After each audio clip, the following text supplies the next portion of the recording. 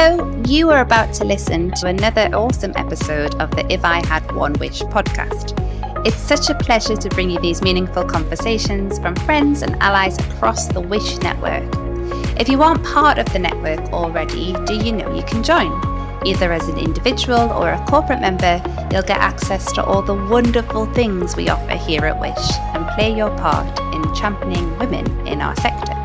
Follow the link in the show notes to find out more, but for now, enjoy the conversation. Well, hello everyone, and welcome to the If I Had One Wish podcast. So you'll know me, I'm your host, Crystal Hicks, President of Women in Social Housing, and I'm delighted to be coming to you live today as part of my See Her campaign series.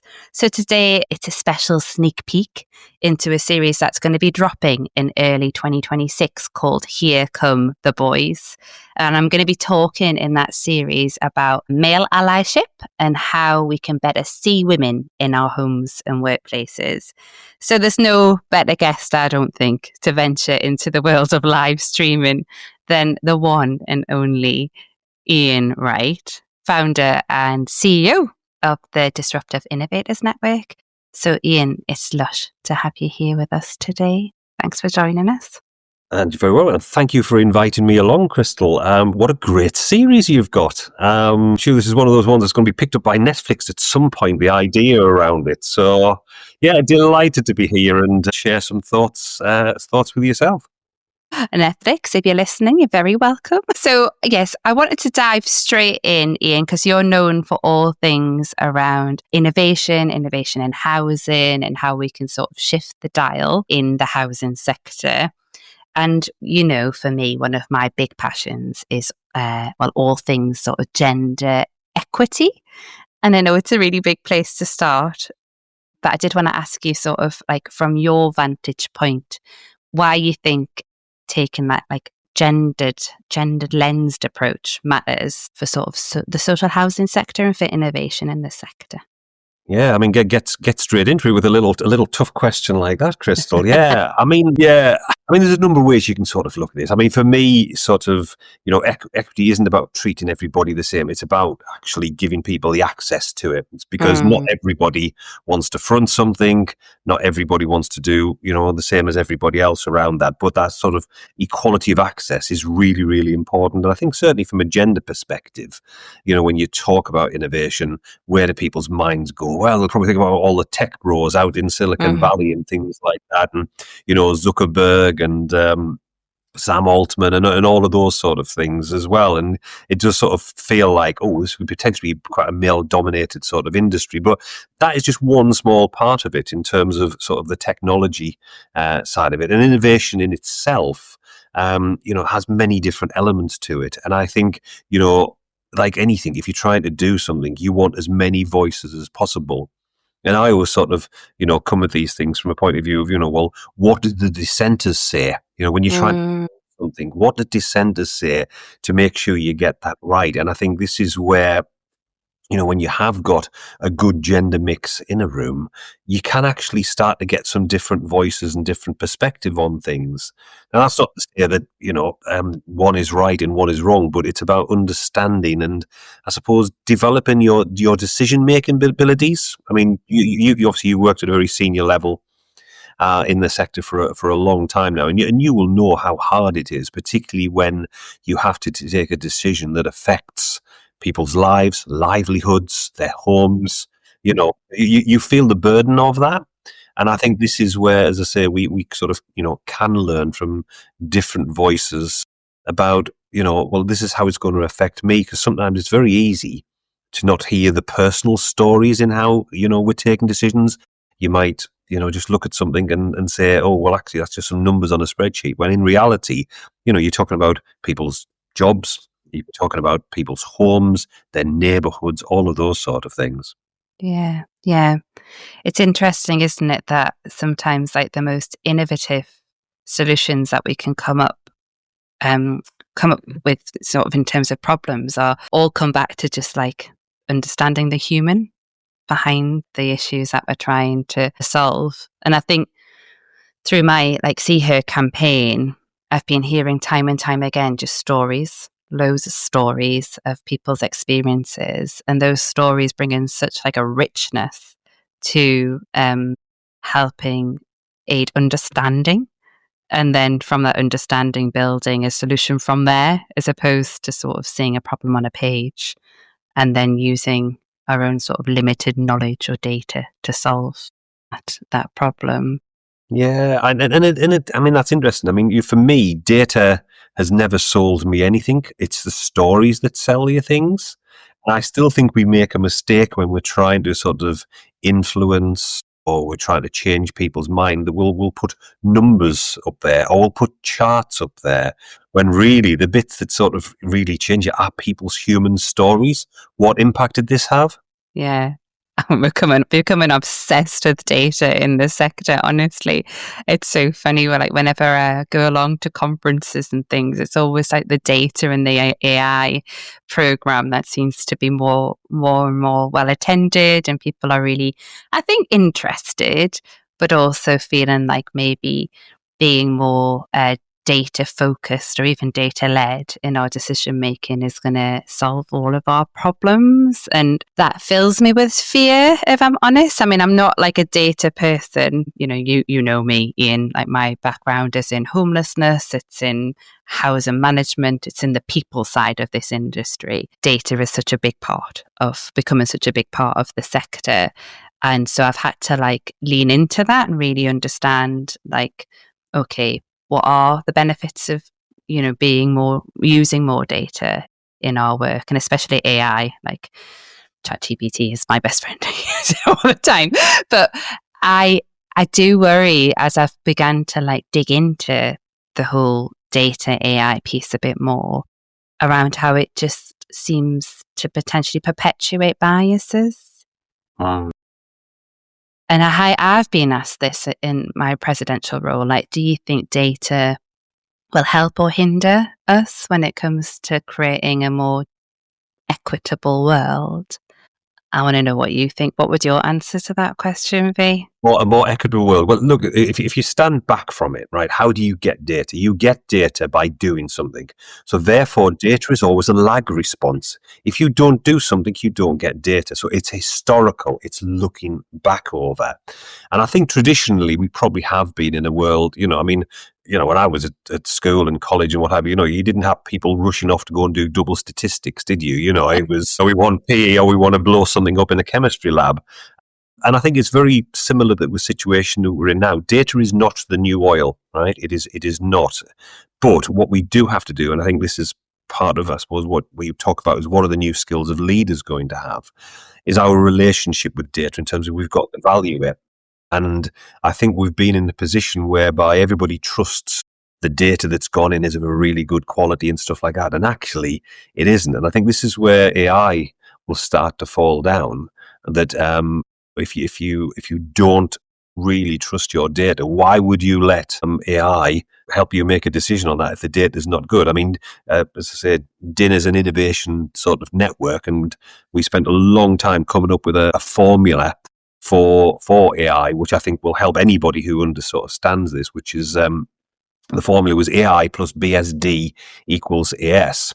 And excuse the fruity language, but it's or artificial intelligence plus bullshit data equals artificial stupidity. I think part of the challenge you're going to have is, we are going to have some stupid leaders out there because they're just going to, what are you sort of telling them around that? So I think there are some sort of risks out there. But I think the other thing is, in all seriousness around it, is be data informed, but don't be data driven, right, Ken? Data does not have empathy. People have empathy. You've got to keep that. The data can inform you, but the story and how you put that across has got to be delivered by people, by the humans around that. Otherwise, what we do is we just risk turning people off and not achieving what we want to achieve. Yeah. I think the more I've sort of dug into this, the more I've learned how we have so many data gaps. So we haven't been collecting data very well, not just the housing sector, but society at large forever. So, data collection's been really patchy. It hasn't always aimed to reflect or represent the people from whom it's collecting the data. So women are so often missing in the data that's out there. This is well known in terms of, well, everyone now seems to know about the car crash dummy testing that's not done on women, but it's prolific in health. There's just a complete lack of gender data in health. And I think that's where my worry comes in. You'll often see a data set like the tenant satisfaction measures, and you'll think, oh, well, that's an accurate reflection of our tenants. And then you think, well, do we know that? Do we know that for sure? Because are we confident enough that it's accurately representing who it's meant to? Because then if it doesn't, you've got a massive risk, right? Well, I think this is our relationship with data over sort of many years, and again, it's what we were brought up in, and I think how many times, it's worth sort of looking backwards. We do a lot of work with sort of on strategic foresight, futurism, and looking forward. And if you want to understand what the future is going to look like, you've roughly got to look back twice as far as what you want to look forward. So if you want to look forward 10 years, you've got to go back 20 years and look at the trends that sort of shape that. And how many times have we had to correct things that we saw as fact 20 years ago, which are no longer true now? I mean, you imagine if I don't know if you're around about sort of my age, but I mean, I grew up in the age whereby, we had adverts on, a Mars a day helps you work, rest and play. Yeah. Exactly. You try and put that advert in now and it's, Mars a day helps, type 2 diabetes and obesity around that. Sort of view of the world has changed, and there'll be other things as well that come through. But you're right. I think, we rely on a lot of outdated methods, and I think this is where, everybody's responsible for this challenge to say, right, okay, where is this data provenance come from? Where is the transparency? And, how do I know that what I'm taking this decision on is basics? So one of the things we fond of is averages. And this is your point about how you treat people, as an individual. If you go off averages, that's not good. And people's expectations are changing now. I want to be treated as an individual. One of the things I always ask leaders is, when they've been collecting data on their tenants and residents, is great. You're getting all this data around it. So give me 3 examples whereby tenants and residents are benefiting but from more personalised services as a result of this data that you've got from them. And people really struggle with that. And I always go back and say, well, look, you've collected this personal data from people, but you're not actually sort of doing anything useful for their benefit. No, it's so true. And if you work what I call with the statistics at the margins, the outliers, if you're curious enough to go there and think, well, that's a detractor, isn't it, from the statistics? It's a detractor maybe from where we want to be. That's where you're going to get results. And this isn't just housing, well, actually this is quite a big topic in homelessness, because, you can say, oh, actually, we haven't got, there's huge issues in housing and homelessness in England as we do in other parts of the world. But actually, if you take that curious approach and you go to the margins of the data, you see that's, some of our housing situations and homelessness situations are horrendous and so much worse, than you find elsewhere. But because we work in this world of averages and generalism, we lose that. And for me, it's heartbreaking, because then I think you lose the people and you don't really understand as well as you could do what the personal experiences are like of people who aren't showing up in your generalized databases. I mean, look, in your line of work, homelessness is a very, broad sort of spectrum around it. And, it's not just not having a roof over your head. Homelessness impacts on lots of other sort of areas and your whole sort of personal well-being thing. And yet we seem to lump it all together around this. I mean, coming back to your point about biases and, what we sort of have there, it's interesting. I mean, I'm sort of getting to the view that, artificial intelligence is neither artificial because it's created by humans, and it's not really intelligence either. It's not intelligence. It doesn't have that capabilities yet. But what it does do, it does have those biases built in. Yes. And I just wonder, are we going to see more of this come out? I mean, if there is a disproportionate number of men who work in the code and IT sort of sector building these things, is it likely that those biases are going to come out in the results what AI is sort of going to show us? Yeah, brilliant point. I mean, how do we so if those biases are there, and look, I'm an optimist, okay? So I think there is a solution out of this. But yeah, so if we know that those biases potentially exist now and could exist in the future, what could we do to start eliminating those biases from the data to make the data more useful for when it comes to creating sort of gender equity and better services, I suppose, for women? Yeah. Well, I come back to one of my earlier points. You've got to do things to get data. And you've got to sort of build that sort of things from scratch. So if you are using historical data, that's probably not the best thing if you want to design something new. And I think this is where we get into some of the principles of sort of corporate innovation, which are very, very different to running a business on a day-to-day job. If I sort of just explain, there's two elements the way you run a business. There's the exploit element, which is basically the business as usual, which is you make what you do even more efficient. So you're doing your incremental improvements all of the time around that. And that requires being more efficient, more effective, less discovery. It's right, okay, we're going to concentrate on this. But if you need to solve a problem to which you don't have an answer, you move into what's called the explore phase. And this is where we have some challenges, because the explore phase involves a lot of uncertainty. I don't know what's going to happen because we've never done this before. We've never built this before. We don't know what timescale, how long it's going to take us to sort of solve this problem. And we don't know what the return's going to be.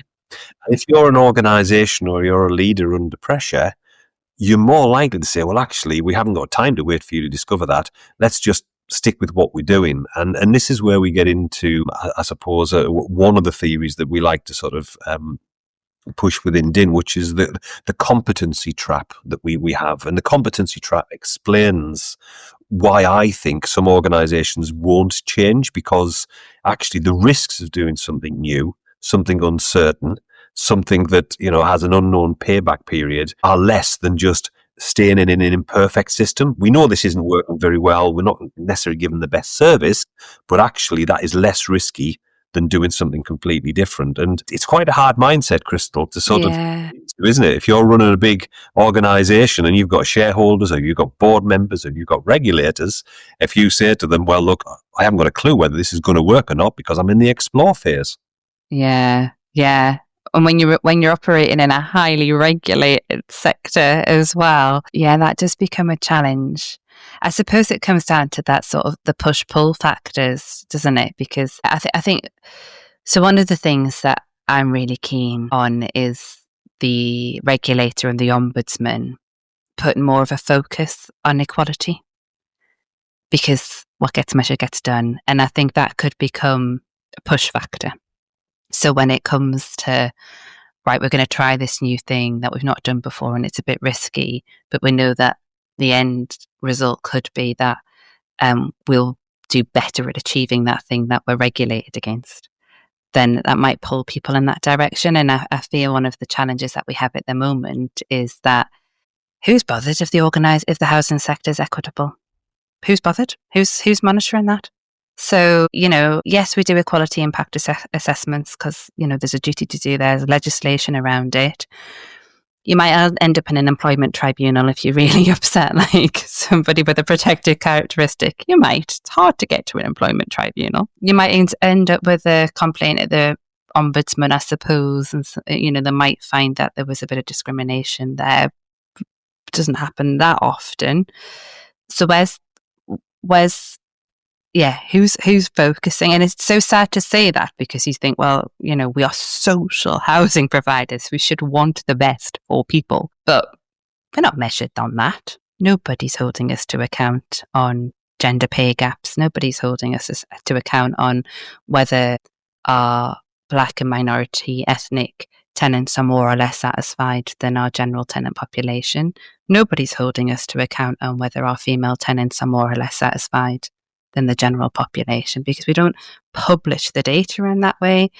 And I do just wonder, if there was more of a push really for the sector to be more social, shall we say, in its purpose, then that would encourage the sector to take more risks and be a bit more innovative, because we're not generally doing that. I mean, there's some fantastic organisations. I don't want to tar everyone with the same brush. There's some fantastic people and organisations doing some brilliant things, but we do have huge issues around equity in the sector, and I just wonder, like, what's going to be the push to get us there? And I do feel like it's an innovative approach that's needed, which is why I wanted to chat with you. Like, yeah, where will that innovation come from? What does it need?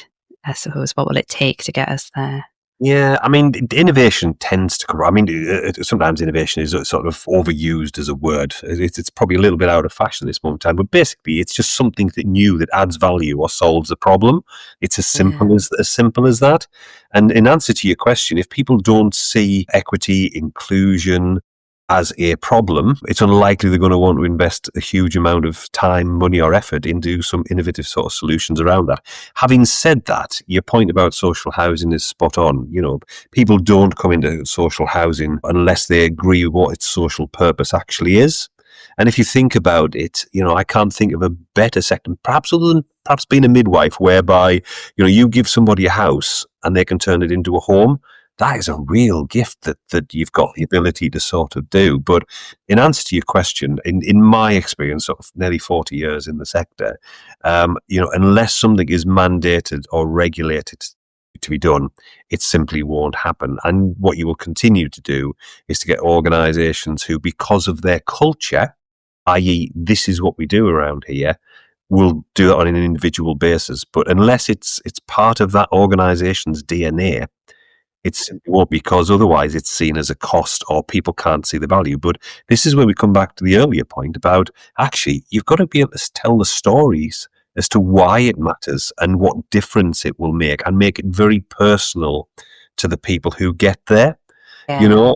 You've probably heard the man on the moon story, the NASA, the guy sweeping up in the what you do, and I'm helping put a man on.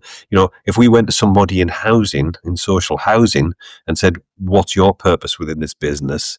would they be able to tell you? And I think this is where Din does a lot of sort of stones in the shoes of leaders by looking at some of the publicly available information that's out there. I like nothing better than going and look at housing organisations' websites, picking up the corporate values and then playing them back to them. And you'll be amazed how many times, if I read them out, they'll say, "Who's that for?" And I'll say, "Well, that's your organisation."